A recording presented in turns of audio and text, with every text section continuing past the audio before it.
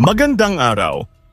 Sa video na ito, tatalakayin natin ang Zoroastrianismo at mga sinaunang relihiyon, kabilang ang Judaismo, Kristyanismo, Islam at Hinduismo.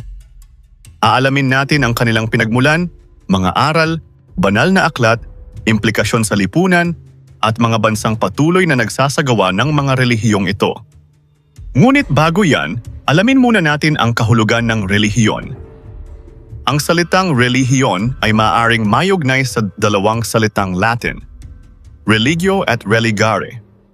Ang religio ay tumutukoy sa paggalang, pagbibigay pansin, at pagsunod sa mga tungkulin sa Diyos, espiritu, o banal na bagay. Samantala, ang religare ay nangangahulugang magbuklod, mag-ugnay, o magbalik. Sa madaling salita, ang relihiyon ay hindi lamang tungkol sa pagsamba. Ito rin ay tumutukoy sa ugnayan ng tao sa Diyos, sa kapwa, sa kalikasan, at sa mga espiritual na paniniwala na nagbibigay gabay sa kaniyang buhay. Mahalaga ring malaman na may iba't ibang uri ng paniniwala sa relihiyon. Ang monoteismo ay paniniwala sa iisang Diyos, samantalang ang politeismo ay paniniwala sa maraming Diyos. Ngayon naman ay dumako na tayo sa ating aralin. Simulan natin sa Zoroastrianismo.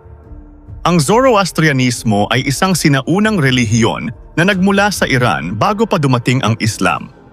Itinuturing ito bilang isa sa pinakamatatandang monotheistikong relihiyon sa mundo. Dahilan ng pagkakatatag. Ang Zoroastrianismo ay natatag mula sa pangangaral ni Zarathustra na kilala rin bilang Zoroaster.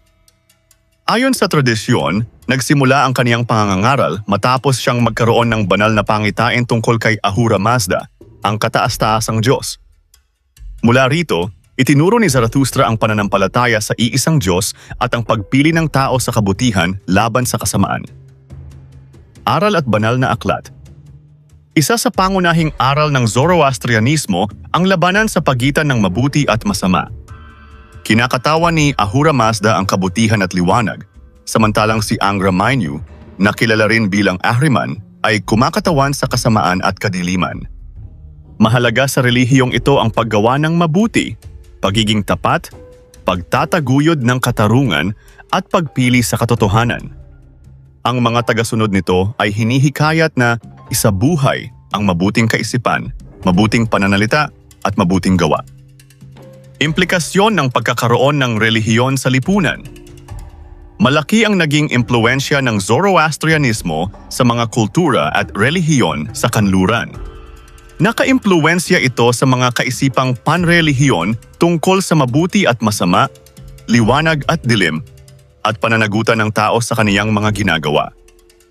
Nakatulong din ito sa pagpapalaganap ng mga pagpapahalagang tulad ng katapatan, katarungan, kabutihan, at responsableng pamumuhay. Mga bansang nagsasagawa ng ganitong relihiyon. Sa kasalukuyan, may maliliit na komunidad pa rin ng mga Zoroastrian sa Iran, India, at iba pang bahagi ng mundo.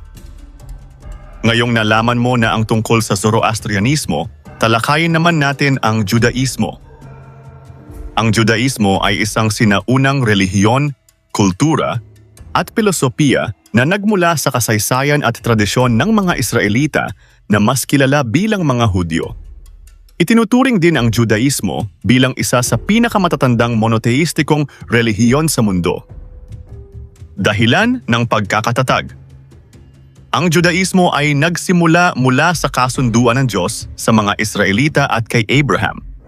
Mula sa kasunduang ito, nahubog ang pananampalataya, tradisyon, at pagkakakilanlan ng mga Hudyo bilang isang bayan na sumusunod sa kalooban at kautusan ng Diyos. Aral at banal na aklat. Ang pangunahing banal na kasulatan ng Judaismo ay ang Tanakh. Kabilang dito ang Torah o Pentateuch, ang Nevi'im o mga propeta, at ang Ketuvim o mga kasulatan. Bukod sa Tanakh, mahalaga rin sa Judaismo ang mga rabbinic na kasulatan at tradisyon na nagpapaliwanag sa mga katuruan ng kanilang banal na aklat. Ang mga pangunahing aral ng Judaismo ay pananampalataya sa iisang Diyos, pagsunod sa mga kautusan, katarungan, pagmamahal sa kapwa, at pamumuhay ayon sa batas moral na itinakda ng Diyos. Implikasyon ng pagkakaroon ng relihiyon sa lipunan. Ang Judaismo ay nagbigay ng malaking ambag sa larangan ng relihiyon, kultura, filosofiya at lipunan. Pinatibay nito ang kahalagahan ng moralidad, pananagutan, pagsunod sa batas at pagkakaisa ng komunidad. Mayroon din itong mahalagang kultural na aspeto. Kabilang dito ang mga ritual at tradisyon tulad ng bar mitzvah, bat mitzvah, Passover at Hanukkah na patuloy na nagpapalakas sa identidad ng mga Hudyo. Mga bansang nagsasagawa ng ganitong relihiyon. Ang Judaismo ay isinasagawa ng mga komunidad ng Hudyo sa iba't ibang bahagi ng mundo. Ilan sa mga bansang may malaking populasyong Hudyo ay ang Israel, United States, at iba pang bansa sa Europa at iba pang rehiyon. Dumako naman tayo sa Kristyanismo. Ang ikatlong relihiyon ay ang Kristyanismo, isang monoteistikong relihiyon na nakabatay sa pananampalataya kay Hesukristo bilang Mesiyas o tagapagligtas. Dahilan ng pagkakatatag. Ang Kristyanismo ay nabuo mula sa pananampalataya sa buhay, aral, at pagkakakilanlan kay Hesukristo bilang anak ng Diyos at tagapagligtas. Ito ay nakaugat sa mga pangyayari sa buhay ni Jesus, kabilang ang kaniyang pangangaral, pagpapakasakit, kamatayan, at muling pagkabuhay.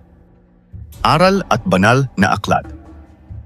Ang pangunahing banal na aklat ng Kristyanismo ay ang Biblia, particular ang Bagong Tipan, kung saan matatagpuan ang mga ebanghelyo tungkol sa buhay at aral ni Jesus.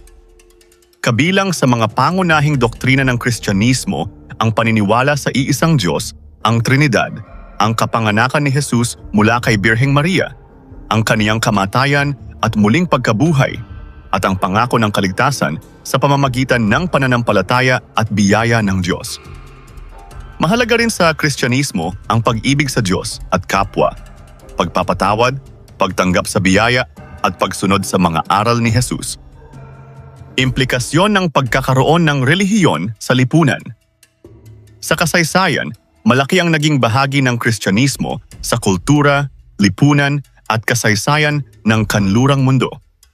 Nakaimpluwensiya ito sa mga institusyon, sining, education, etika, at pamumuhay ng maraming tao. Dahil sa mga aral nito tungkol sa pagmamahal, pagpapatawad, at paglilingkod, naging mahalagang gabay ito sa asal at pagpapahalaga ng maraming lipunan. Mga bansang nagsasagawa ng ganitong relihiyon. Ang Kristyanismo ay laganap sa maraming bahagi ng mundo. Kabilang sa mga bansang may malaking populasyong Kristiyano ang Pilipinas, United States, Brazil, Mexico, Italy, at marami pang iba. Talakayin naman natin ang Islam. Ang relihiyong Islam ay isang monoteistikong relihiyon na nagmula sa Arabia noong ika-7 siglo CE. Dahilan ng pagkakatatag. Ang Islam ay itinatag ni Propeta Muhammad matapos niyang matanggap ang mensahe mula sa anghel na si Jibril. Sa Islam, si Propeta Muhammad ay itinuturing na huling propeta at huling sugo ng Diyos. Aral at banal na aklat. Ang pangunahing banal na aklat ng Islam ay ang Quran. Mahalaga rin ang hadith na naglalaman ng mga salaysay tungkol sa mga sinabi, ginawa at itinuro ni Propeta Muhammad. Ang mga pangunahing paniniwala ng Islam ay nakabatay sa pananampalataya sa iisang Diyos na tinatawag na Allah at sa pagsunod sa mensahe ni Propeta Muhammad. Mahalaga rin sa Islam ang 5 pillars o 5 haligi ng Islam na tumutukoy sa 5 pangunahing tungkulin ng mga Muslim.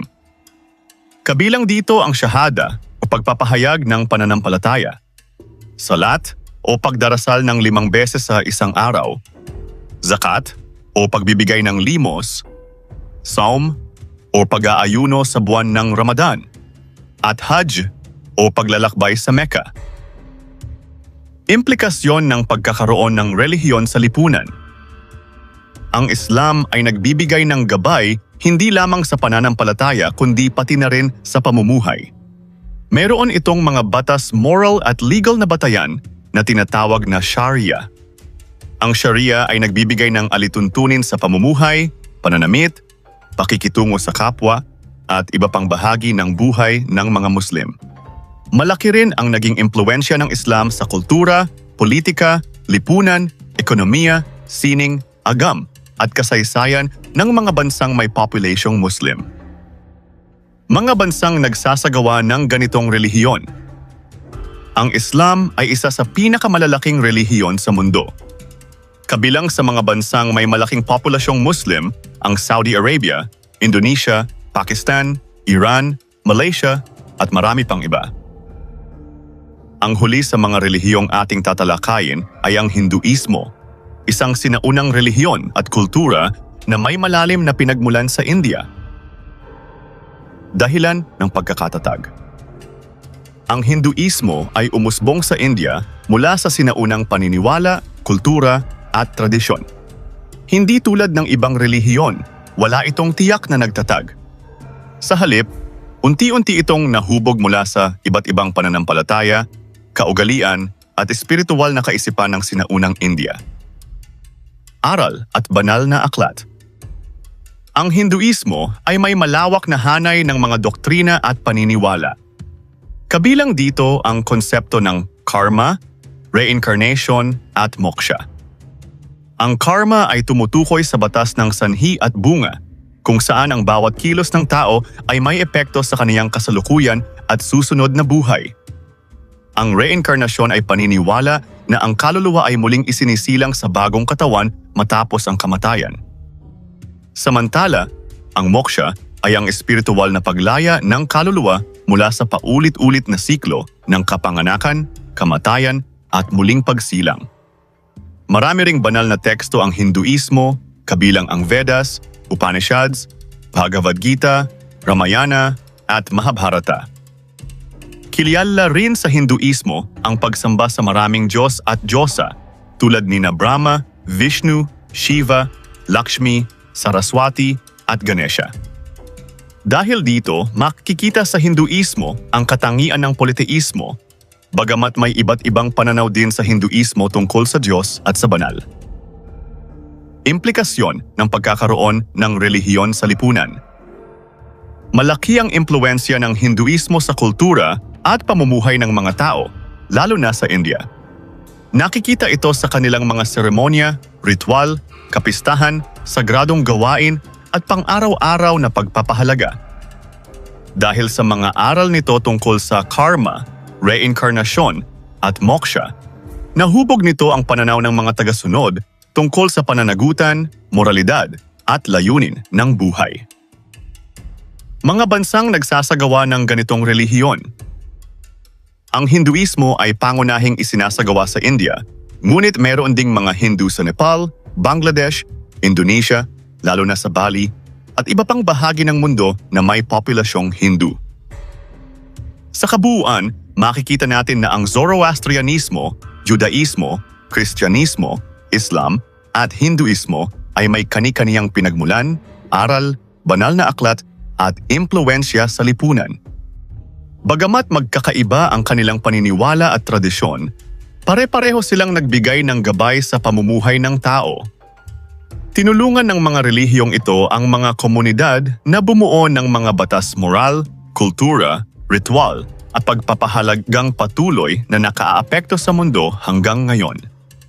Ang pag-aaral sa mga sinaunang relihiyon ay hindi lamang pag-alam sa kasaysayan. Ito rin ay paraan upang mas maunawaan natin ang pagkakaiba-iba ng paniniwala, kultura, at pagkakakilanlan ng mga tao sa iba't ibang bahagi ng daigdig. Kaya sa susunod na pagtingin natin sa relihiyon, mahalagang tandaan na ito ay hindi lamang sistema ng paniniwala. Ito ay bahagi ng kasaysayan, kultura, at buhay ng sangkatauhan.